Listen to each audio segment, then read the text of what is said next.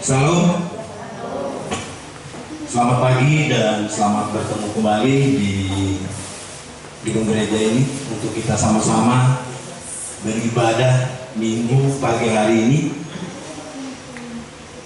Kami ucapkan selamat datang kepada Bapak Ibu yang sudah bergabung, dan bagi Bapak Ibu yang baru bergabung di Jemaat GKI Sinta-Nauli untuk beribadah, kami ucapkan selamat bergabung. Baiklah, sebelum kita memulai ibadah kita pada pagi hari ini, saya akan membacakan berita jemaat untuk kita. Petugas ibadah Minggu tanggal 26 Juli 2020 pukul 9.00 liturgi bentuk keempat stola berwarna merah. Pengkhotbah Pendeta Sakiman Espat, liturgus Penetua Lenson, salam presbiter Penetua Emmanuel, pembaca Alkitab Penetua Kasih Matupang, mengambil gambar Bapak Gema Supraino, berita jemaat Penetua Lenson, pengumpul persembahan Bapak DP Martau, pemain musik Diakon Pedi Bode, song leader Penetua Jondro Damani, operator Penetua Agus Setiat Moko, pengukur suhu badan Penetua PMT Martau. Selanjutnya untuk petugas ibadah pada Minggu tanggal 22 Agustus 2020 pukul 9.00 liturgi Hari Pemuda GKI, stola berwarna merah, perayaan Hari Pemuda GKI. Pengkhotbah Pendeta Sakiman Espat, liturgus Penetua PMT Martau, salam presbiter Penetua Agus Setet Moko, pembaca Alkitab Diakon Margeli, mengambil gambar Bapak Gema Supraino, berita jemaat Penetua PMT Martau, pengumpul persembahan Bapak R. Silitoma, pemain musik Diakon Pedi Bode, song leader Penetua S. Simatupang, operator Penetua Emmanuel, pengukur suhu badan Diakon Trikarno. Selanjutnya berita jemaat disampaikan kepada Bapak Ibu. Sidang jemaat yang beribadah ke gereja wajib mengikuti protokol kesehatan pada era kebiasaan baru, antara lain yang pertama pemeriksaan suhu tubuh, yang kedua wajib memakai masker, ketiga wajib cuci tangan, keempat menjaga jarak minimal 1,5 meter, tidak berjabat tangan. Kedua, untuk kolekte disediakan amplop masing-masing untuk jemaat dan diletakkan di tempat duduk masing-masing. Setelah selesai ibadah, petugas akan mengambil. Selanjutnya, untuk warga jemaat yang lanjut usia, anak-anak, dan yang kurang enak badan atau sakit, serta orang dari luar Kota Waringin Timur, untuk sementara tidak beribadah ke gereja dan dapat mengikuti ibadah online di channel YouTube GKI Sinta-Nauli Simpang Sebabi atau di WA grup Jemaat Sinta-Nauli dari rumah masing-masing. Keempat, kolekte dikumpulkan dalam amplop, selanjutnya disampaikan ke bendahara jemaat dengan ditulis ibadah minggu, rumah tangga, tanggal dan minggunya untuk menopang kas keuangan gereja. Berita keuangan yaitu penerimaan kas pelayanan gereja. Saldo kas per tanggal 13 Juli 2020 itu berjumlah Rp21.392.000. Penerimaan ibadah minggu tanggal 19 Juli 2020, kolekte atau amplop Rp911.000, persembahan syukur keluarga Gloria Lumban Gaul atas kedatangan istrinya yang sudah membawa buah hati mereka dari Medan sehingga sampai di Kalimantan dan sampai ke daerah Simpang Sebabi itu dengan selamat. Mengucapkan selamat kepada Bapak Lumban Gaul itu sebesar Rp200.000, persembahan syukur yaitu keluarga Lenson Rp200.000. Jumlah penerimaan untuk tanggal 19 Juli 2020 Rp1.311.000. Tanggal 20 Juli 2020 saldo kas ditambah jumlah penerimaan menjadi Rp22.703.000. Untuk pengeluaran tanggal 25 Juli 2020 membeli truk gas 4 kotak sebesar Rp100.000. Jadi saldo kas dikurangi pengeluaran 100.000, jadi berjumlah Rp22.603.000. Kemudian untuk lagu hari ini yang akan kita nyanyikan bersama-sama dalam pujian, yaitu yang pertama PKJ 8 ayat 1 sampai yang kedua, kemudian KJ 42 ayat yang pertama, kemudian yang ketiga PKJ 37 ayat 1 sampai kedua, keempat NKB 189 ayat 1 sampai 2, yang kelima NKB 199 ayat 1 sampai yang ketiga, dan yang terakhir NKB 228A. Baiklah Bapak Ibu sidang jemaat sekalian, kita mempersiapkan hati dan pikiran kita untuk memasuki ibadah. Kita masuk dalam saat teduh sejenak.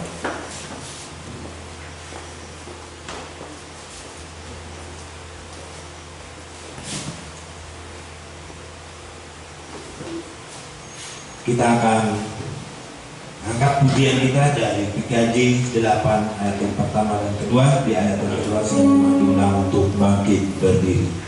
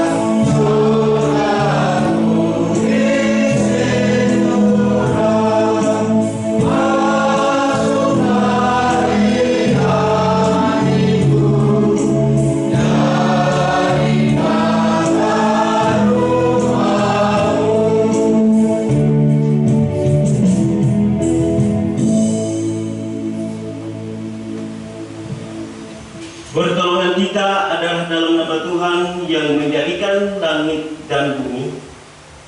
Kasih karunia dan damai sejahtera dari Allah Bapa kita dan dari Tuhan Yesus Kristus menyertai kamu. Amin. Kasihanilah aku ya Allah menurut kasih setiamu. Hapuskanlah pelanggaranku menurut rahmat-Mu yang besar. Bersihkanlah aku seluruhnya dari kesalahanku, dan tahirkanlah aku dari dosaku.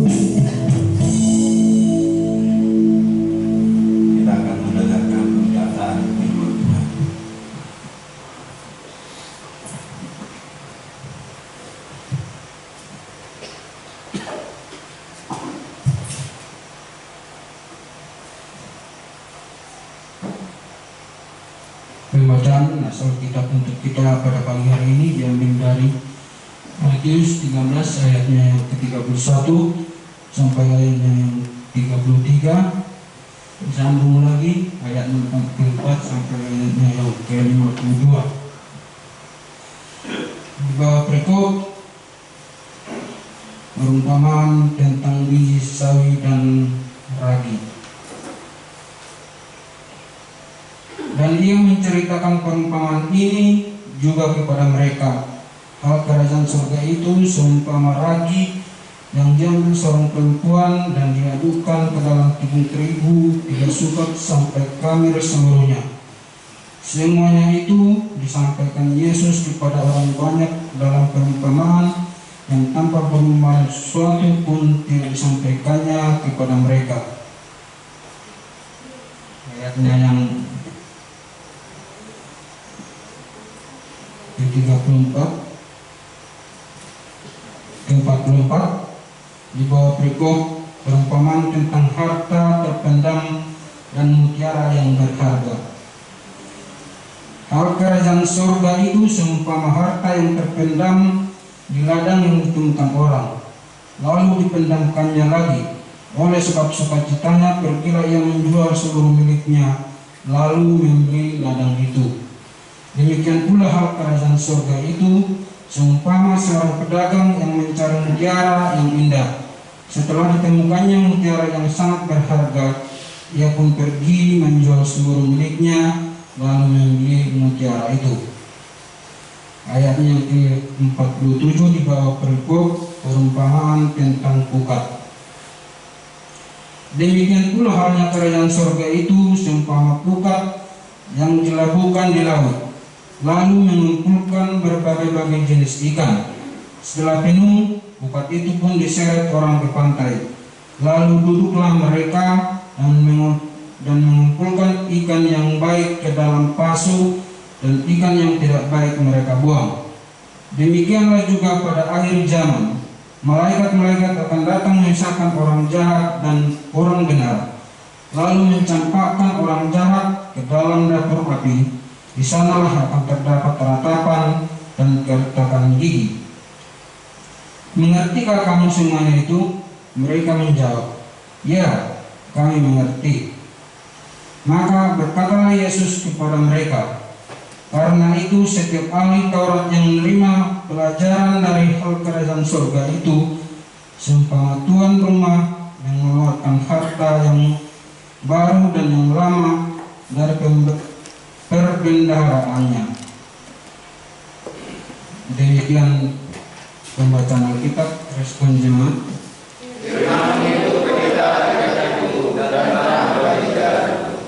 Amin.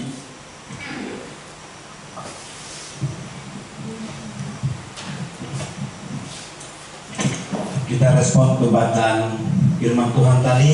Kita naikkan pujian dari LKB 189. Tuhan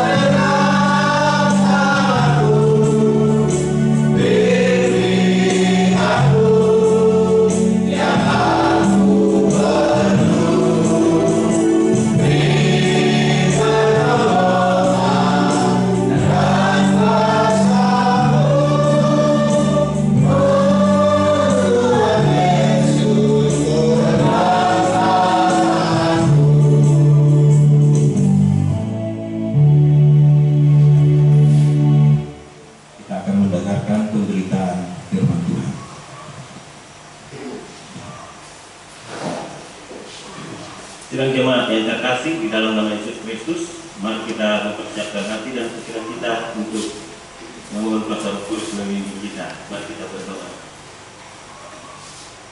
Bapa dalam kerajaan surga, kami mengucap syukur kepada-Mu Tuhan karena Engkau tidak henti-hentinya memberkati kami di sepanjang hidup kami, sehingga dalam sepanjang hidup kami tentunya kami punya tujuan hidup yang jelas, yaitu ingin memuliakan mengagungkan nama Tuhan dan bahkan untuk bersekutu dengan Tuhan dan bahkan mendengarkan kebenaran firman-Mu.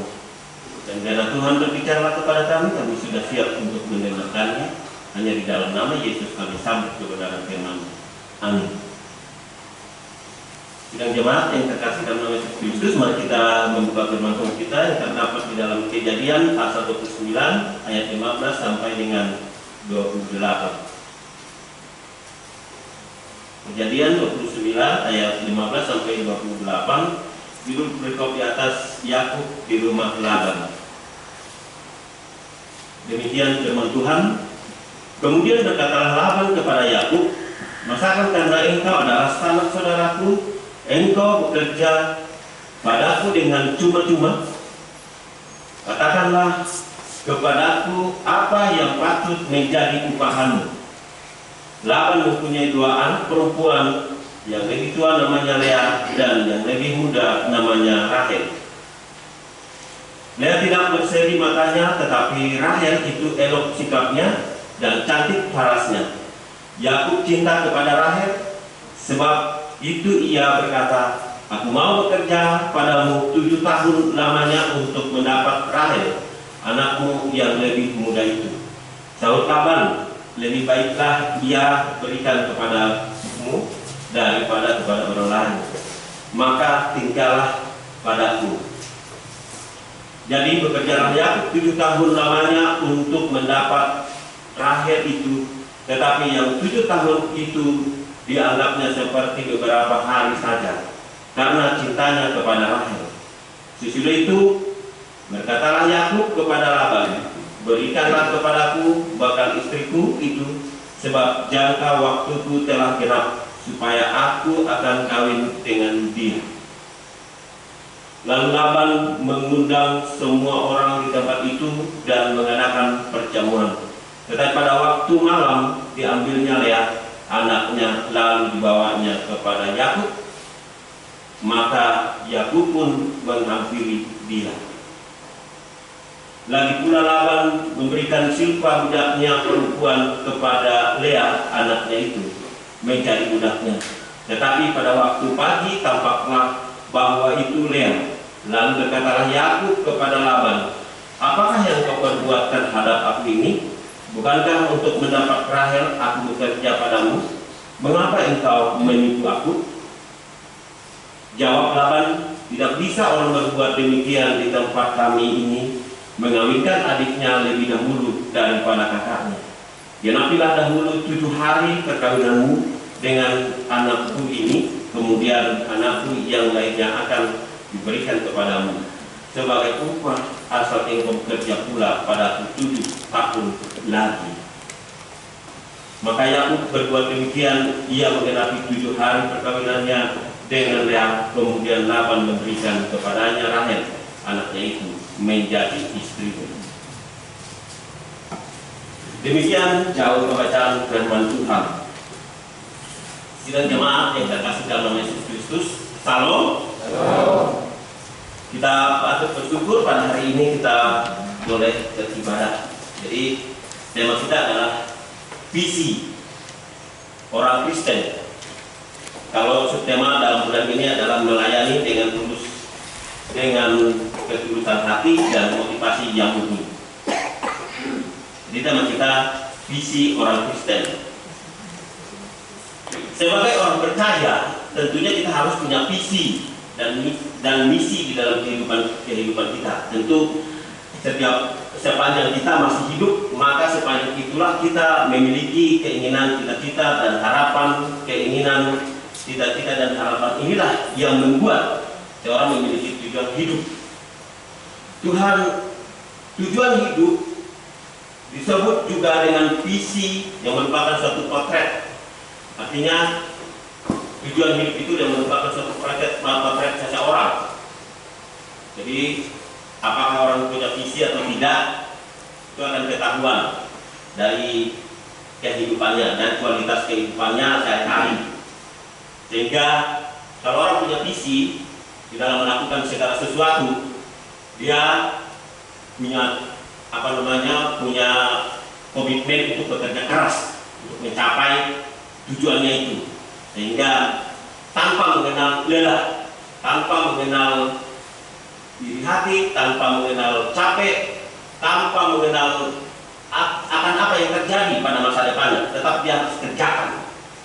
Nah, sehingga kalau orang punya visi itu dia punya hati ketulusan untuk melakukan segala sesuatu. Jadi nggak hitung-hitung seperti itu. Jadi kalau ada misalnya contoh, kalau ada keluarga yang kadang-kadang seperti ini, biar aja anakku, katanya terserah anakku, ya penting saya pada saat ini saya bisa menghidupinya. Nah itu namanya keluarga tidak punya misi, tidak punya visi untuk anaknya. Tapi kalau keluarga yang punya visi untuk anaknya, dia bekerja keras untuk mempersiapkan masa depan anaknya. Nah, sehingga masa depan anaknya akan menjadi cerah. Kenapa? Karena orang tuanya terlebih dahulu sudah punya visi untuk anaknya. Jadi kalau orang tidak punya visi terhadap anaknya, atau katakanlah dalam keluarga, simpang siur keluarganya, nggak tahu kemana arahnya. Nah, sebagai orang percaya Tuhan, sebagai orang Kristen, kita harus punya visi. Karena kalau nggak punya visi, tentu berbahaya sekali. Apa visi kita secara umum menjadi Kristen, menjadi orang Kristen? Tentu semua kita punya visi untuk mendapatkan keselamatan daripada Tuhan Yesus Kristus yang sudah disediakan seperti tadi. Kerajaan surga itu seumpama dikatakan sawi, seumpama harta terpendam. Nah, bagaimana kita mencari harta yang terpendam, yaitu keselamatan Tuhan? Tentunya nggak kita tinggal diam, nggak kita kuiplan dalam pikiran, kita mendengar sana sini, kita terombang ambing kepercayaan kita. Tapi kalau kita punya visi, apapun yang menggoda pemahaman kita, kita tetap kuat karena kita punya visi. Visi apa? Karena kita sudah tahu di dalam Yesus Kristus ada keselamatan. Nah, oleh karena itu keselamatan itu digambarkan yaitu di dalam kerajaan surga, dan kerajaan surga itu diumpamakan oleh Tuhan Yesus seumpama buka, seumpama biji sawi, seumpama harta terpendam. Ada lima hal itu yang menjadi perumpamaan. Nah, tidak jemaat yang terkasih dalam nama Yesus Kristus, kita mau belajar kepada Yakub ini. Nah, pengangkatan Yakub di zaman purba adalah salah satu dari perincian yang memberi kesan bahwa Laban mengangkat Yakub sebagai anaknya. Pada saat itulah Yakub datang, kemudian Laban mengangkatnya, karena mungkin pada saat sebelum Laban datang, Laban tidak punya anak laki-laki, sehingga itu terbukti. Yakub bertemu dengan Rahel di sumur. Yakub kemudian dia terlebih dahulu bertemu dengan Rahel, maka Rahel yang mencintainya. Tapi memang kalau melihat dari ayat yang ke-17 di dalam pasal 29 itu, yang elok rupanya dan bahkan cantik sikapnya, parasnya, itu adalah Rahel, dikatakan firman Tuhan. Nah, jadi kalau misalnya Laban naksir sama dia, itu sah-sah saja. Nah, ini sebenarnya ada keturunan kerabat mereka. Taruhlah gini, entah salah atau tidak benar, minta maaf kalau saya salah. Kayak seperti orang Batak begitu, ada pariban seperti itu. Ini kan anak pamannya. Laban itu pamannya saudara Ribka. Ribka itu saudara perempuan Laban. Nah, jadi Yakub anak Ribka. Nah, maka daripada kata Yakub, daripada dia dengan orang lain, ya diiyakan begitu. Asal kamu mau bekerja, kemudian diangkat, kemudian asal mau bekerja selama 7 tahun. Nah, tetapi adapun kedudukan Yakub secara resmi ternyata, kalau saya melihat di dalam penafsiran Alkitab masa kini, itu adalah dia itu diperas oleh Laban sebagai suatu perhambaan. Artinya dia dalam jangka 7 tahun, bahkan 14 tahun dia bekerja dengan Laban, tidak sepersen pun dia digaji, tapi dia tetap karena dia punya visi untuk supaya mendapatkan cintanya dengan Rahel. Bayangkan tantangan yang pertama luar biasa, dia dibohongin oleh pamannya. Setelah 7 tahun pertama, genap dikawinkan dia, kemudian Lea yang dikasihkan kakaknya. Siapapun tidak bisa terima, karena lain yang dicintai, lain yang diberikan. Mungkin barangkali kalau zaman sekarang biar kabur katanya, sampai kemanapun keluarga itu mencatat, karena keluarga itu sudah, orang itu sudah menipu saya, katakan seperti itu. Jadi Nabal itu sudah menipu Yakub dalam babak pertama. Itu tantangan. Kalau seandainya Yakub ini tidak dengan tulus hati untuk mau mencintai Rahel, dia sudah mundur, kabur dari Moab. Tapi ternyata dia tidak kabur. Itulah yang disebut dengan, kalau tema kita pada bulan ini adalah ketulusan hati. Itu sebagai satu motivasi. Nah, dalam tantangan seperti itu, dia tidak kabur dan malahan dia tetap bekerja terus, walaupun Laban sudah menipu dia. Nah, jadi dengan kata lain bahwa karena Yakub cinta kepada Rahel di dalam ayatnya yang ke-18, maka Yakub awal Laban diperlakukan seperti apa tidak peduli, tetap Yakub bekerja terus, disuruh lagi bekerja selama 7 tahun, jadi 14 tahun. Kita cerita Bapak Ibu yang terkasih dalam nama Yesus Kristus, bagaimana kita sebagai orang percaya Tuhan, dari sisi ketulusan hati, dari sisi visi yang dilakukan oleh Laban, karena dia punya visi untuk mencintai Rahel, keistimewaan, yang punya keistimewaan, punya karakter tersendiri, itu yang membuat daya tarik buat Yakub. Nah, sehingga dia memperjuangkan, dia tetap bekerja selama 14 tahun untuk mencapai cita-citanya, untuk mencapai cintanya kepada Rahel. Dan dia secara manusia berbeban berat, tetapi dia tidak pernah menyerah. Tidak ada iri hati, tidak ada dengki dan lain sebagainya. Yakub dan sisi Yakub. Artinya dia tetap bekerja dengan tulus ikhlas selama ditambah lagi 7 tahun, akhirnya 14 tahun dia.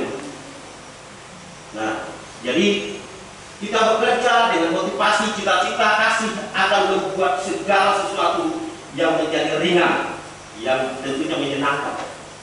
Jadi kalau kita mengerjakan segala sesuatu harus didasari dengan cinta dulu, cinta kasih. Apapun pekerjaannya, ada orang bermodus, oh ini karena pelayanan untuk pekerjaan Tuhan, kemudian dia mengatasnamakan cinta kasih, mengasihi jiwa-jiwa, tetapi tahu saudara-saudara, dia punya visi tidak jelas. Bisa jadi pelayanan itu sebagai eksploitasi untuk mencari keuntungan sebesar-besarnya, sehingga terpotret dan terpancar di dalam kehidupan seseorang itu. Apakah dia pendeta atau siapakah di dalam gereja yang melayani itu akan terpotret dalam kehidupan sehari-harinya. Manakala dia tidak mencapai sesuatu visinya untuk dengan materi, ini kategori maka zaman materialisme. Dia akan kecewa, dia akan tidak semangat, dia tidak akan melakukan segala sesuatu dengan tulus ikhlas. Begitu dia menghadapi tantangan, kabur atau membuat hal-hal yang tidak baik di gereja. Ini yang menjadi perenungan bagi kita dalam konteks firman Tuhan yang disampaikan kepribadian Yakub. Sebenarnya kalau kita melakukan dengan segala sesuatu, bukan nggak perlu uang, tapi jangan menjadi visi di dalam pelayanan di dalam gereja tentunya. Itu benar-benar yang menjadi utama, uang yang mengatur. Bahaya, apalagi kalau hamba Tuhan, apalagi zaman sekarang. Kawannya dia punya mobil yang mahal, dia punya mobil juga, sehingga dengan cara berbagai macam cara dia merupakan pikirannya di luar daripada kehendak Tuhan.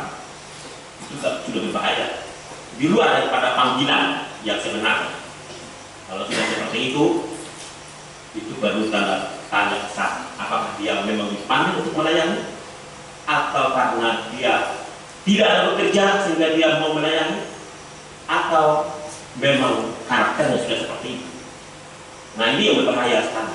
Nah, artinya di sini kita mau belajar kepada Yakub, dia melakukan segala sesuatu dengan tulus ikhlas, dengan rendah hati, dengan sifat yang menyenangkan, sehingga dalam 7 tahun terasa sebentar, 14 tahun terasa sebentar. Coba kalau orang punya tujuan, punya visi yang tidak jelas dalam melakukan segala pekerjaan, termasuk dalam pelayanan, 1 tahun dia berpikir stres karena tidak tercapai tujuan. Sehingga kalau yang dilihatnya banyak duit, itu yang dilayani, itu yang dikasihnya, bahkan kita ngurus-ngurus nikah dan sebagainya, itu berbahaya. Saya terus terang aja, kalau saya selama bicara begitu sebagai hamba Tuhan, menurut saya itu sebenarnya dia melakukan pelayanan atau apa? Memang dalam konteks kehidupan tidak ada berlebihan dalam keuangan, tidak ada juga orang sebenarnya yang merasa lebih, tetap selalu kekurangan. Hanya persoalannya sebagai seorang yang dipanggil oleh Tuhan, bisa dia mengimplementasikan bahwa kami cukupkanlah. Kalau kita berdoa cukup, ya cukup, nggak mungkin kekurangan. Ya kalau kita berdoa nggak pernah cukup, tetap nggak pernah cukup. Karena di dunia ini nggak ada yang namanya berlebihan, terus berkekurangan. Nah, kalau mau menjadi seorang penggerak, bukan di gereja misalnya, kalau dalam pelayanan. Nah, kalau dalam bekerja secara umum juga seperti itu, harus kita lakukan dengan ikhlas. Apapun pekerjaan kita, sesulit apapun, serumit apapun, tetap harus ada jalan keluar, dan jangan kita langsung, apalagi yang namanya iri hati, dendam, dan lain sebagainya, kemudian kita melakukan pencitraan-pencitraan yang tidak benar terhadap kawan-kawan kita. Ada begitu, bahkan makan tanaman. Satu profesi, bagaimana ini kawanku diperalat karena dia sangat lugu dalam hal segala sesuatu, sehingga saya harus naik pangkat, naik ekonomi, naik apa dan sebagainya, sehingga dia kalau nggak naik ekonominya, dia nggak terima, seolah-olah nggak terima hidupnya. Jadi dengan bangunan macam modus, tawaran itu dimakan, itu berbahaya. Jadi sebagai orang Kristen, kalau sudah seperti itu, melakukan pekerjaan segala sesuatu dengan iri hati, dengan tidak terpaksa, tidak dengan ikhlas, tidak dengan cinta kasih yang berasal daripada Tuhan, itu tidak akan mendapatkan dampak yang positif. Tetapi kalau dia melakukan pekerjaan dengan cinta kasih, sayang yang berasal daripada Tuhan, dia akan merasa ingat. Itu yang terutama dan utama dalam menghayati hidup kita ini. Jadi kekuatan cinta kasih diperlukan manusia dalam membangun relasi dengan keluarga, pelayanan dan gereja. Kalau nggak ada kasih dalam keluarga, nanti istrinya makanya dibilang, wah kali ini keluarga bagaikan saya tanpa ada garam. Suaminya juga seperti itu, anaknya juga lebih parah lagi, dia bilang. Boleh nggak kasih dalam keluarga, itu bagaikan neraka lagi katanya. Kalau anak kami dalam keluarga ini bagaikan neraka, karena bapak saya ke timur, mama saya ke barat, sehingga kami tidak dikasih sayangmu, dan mereka bergaul dengan kemauannya sendiri masing-masing. Itu harus direnungkan kita selaku orang tua. Seperti itu kemarin kita hari anak-anak, bagaimana tanggung jawab kita terhadap anak-anak kita. Jadi kalau sudah seperti itu, tanda tanya besar, apakah dia membangun keluarganya dengan kasih atau dengan materi? Kalau dengan materi sulit untuk mendapatkan materi yang sebanyak-banyaknya. Tetapi kalau dengan kasih, di penghasilan banyak atau kaya atau miskin, tetap selalu enak, ringan. Pokoknya rasanya suasana surga terlebih dahulu di dalam rumah tangga. Tapi walaupun banyak segala hal, kalau tidak dibarengi dengan kasih, itu bagaikan neraka keluarga. Kalau sudah seperti itu, siapa yang salah? Apalagi dalam gereja.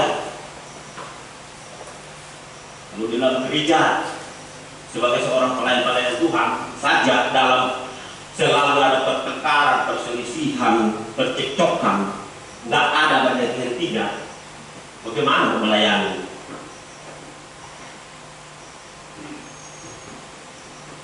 Jadi hendaklah sebenarnya saling memahami antara satu dan yang lain.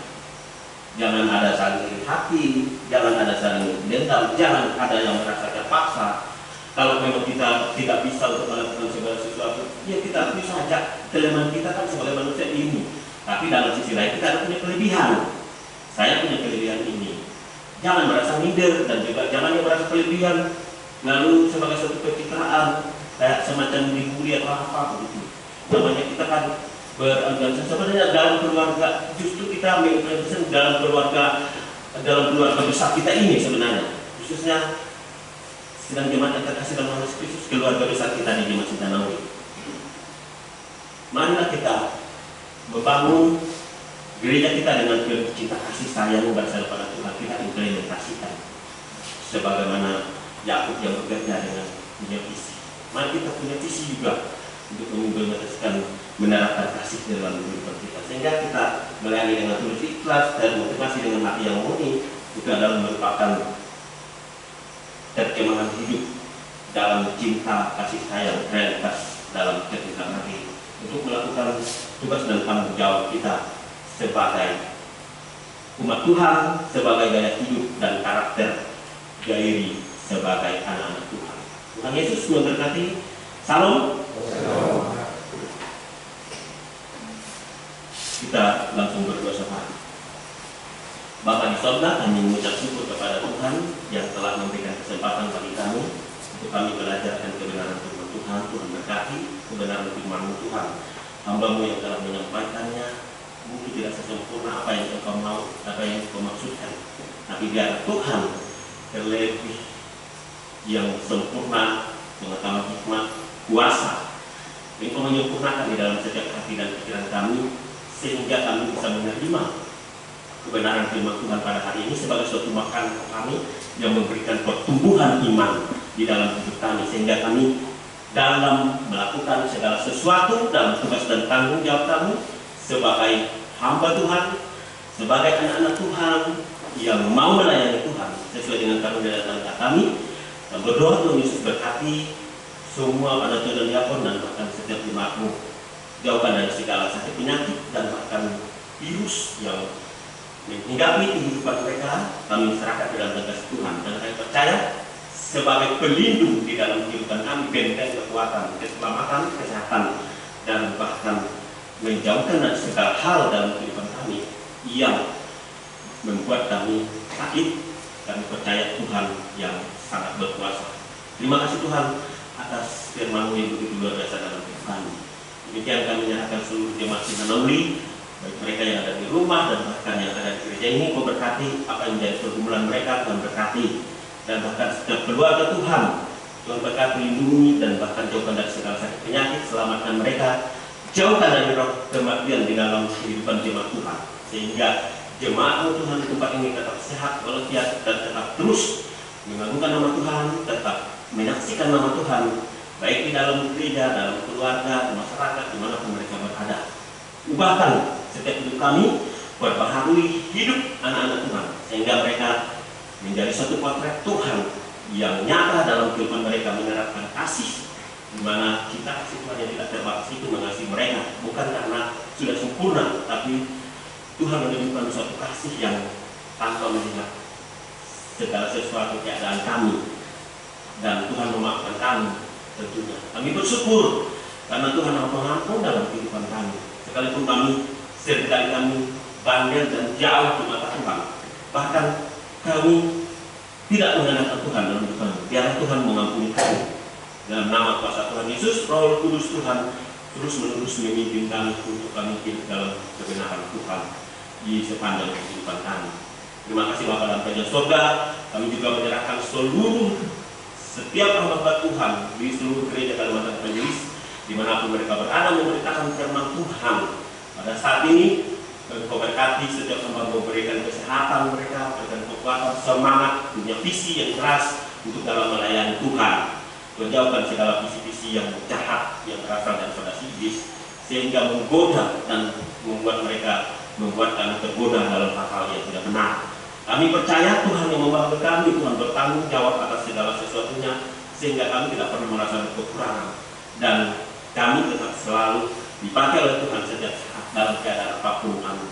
Terima kasih Tuhan, Engkau berkati semua anak Tuhan yang beribadah pada minggu ini, dimanapun mereka berada Tuhan, baik yang ada di kota, di desa, dan dimanapun saja berada yang beribadah. Tuhan Yesus berkati mereka, baik mereka berada di rumah, beribadah dalam rumah, menyaksikan live streaming, dan bahkan ibadah di gereja masing-masing. Kami berdoa supaya Tuhan memberkati. Demikian juga kami menyerahkan bangsa dan negara kami yang tercinta ini. Ada banyak pergumulan yang mana bangsa kami tidak mampu untuk mengatasinya. Tapi kami tahu Tuhan sanggup melakukan segala sesuatunya, sehingga apa yang kami tidak mampu secara manusia, pasti Tuhan mampu untuk menyelesaikannya, dan Tuhan memberikan hikmat kepada setiap pemerintah kami, kesehatan tentunya, hikmat pengetahuan, sehingga mereka tetap menjalankan tugas dan tanggung jawab sebagai pemerintah untuk menjalankan tugas mereka benar-benar sesuai dengan panggilan mereka masing-masing di dalam pemerintahan. Terima kasih Tuhan, Engkau berkati juga pada saat ini orang-orang yang berada di rumah sakit karena COVID-19, dan bahkan mungkin sakit-sakit yang lainnya. Tuhan Yesus, Engkau berkati dan jamah kiranya mereka sembuhkan mereka. Kemudian juga jemaat Sinta Nauli yang berada di rumah mereka yang sakit, Tuhan Yesus berkati dan sembuhkan mereka, dan bahkan menjadi senantiasa minggu akan datang mereka bisa menyaksikan kasih Tuhan karena mereka sudah sembuh. Kami percaya Tuhan selalu berada bersama-sama dengan kami. Terima kasih Tuhan, berikan kami dengan hati yang tulus, ikhlas, yang murni dalam melakukan tugas dan tanggung jawab kami sebagai hamba-hamba yang melayani di mana berada, dan bahkan secara khusus tempat ini.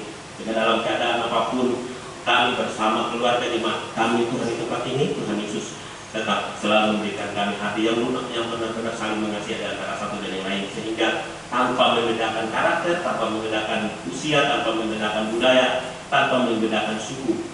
Dengan demikian kami tetap senantiasa menjalin persekutuan bersama dengan Tuhan yang penuh kasih. Di dalam nama kuasa Tuhan Yesus kami berdoa dan mengucap syukur, karena Tuhan sudah mengajarkan kami berdoa. Bapa kami di surga, dikuduskanlah namamu, datanglah kerajaan-Mu, yang dari yang dapat menuju seperti surga.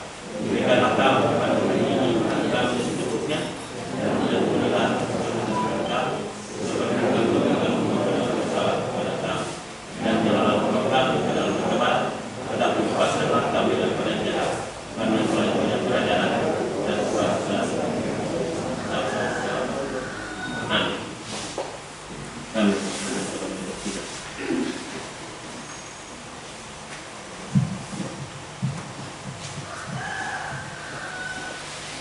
Tibalah saatnya untuk kita memberikan persembahan syukur kita.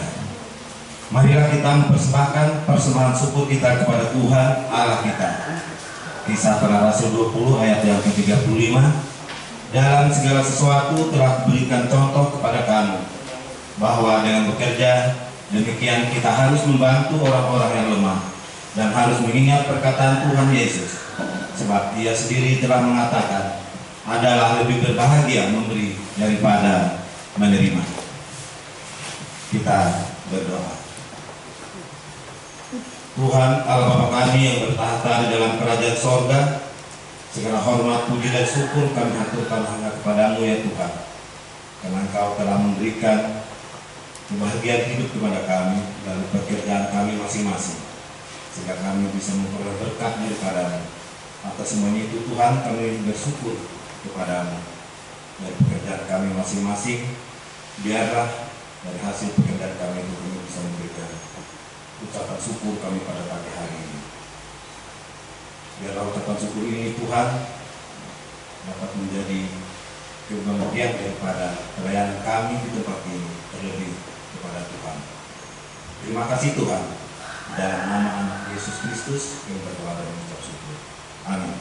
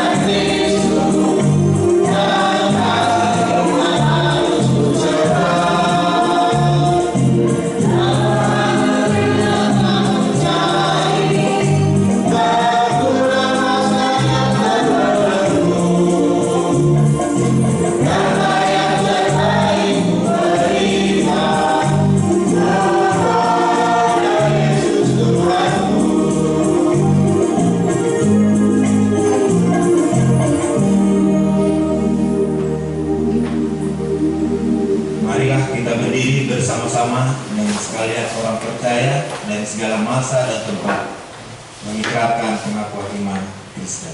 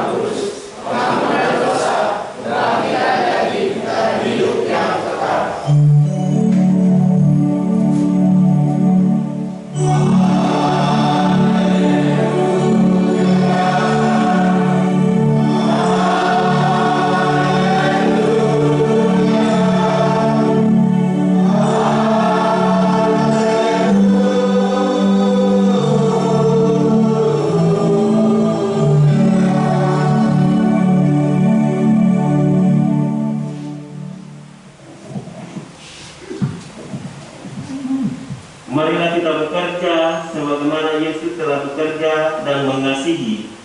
Ya Tuhan, apa yang kami kami. Tuhan memberkati engkau dan melindungi engkau. Tuhan menyinari engkau dengan wajahnya dan memberi engkau kasih karunia. Tuhan menghadapkan wajahnya kepadamu dan memberi engkau damai sejahtera.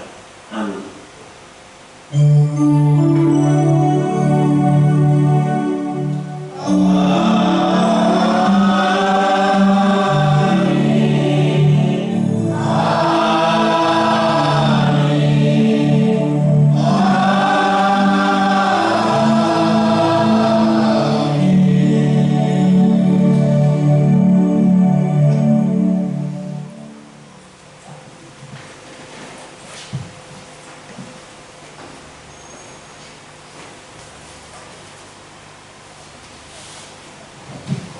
Ibadah kita selesai. Selamat hari Minggu. Tuhan Yesus memberkati.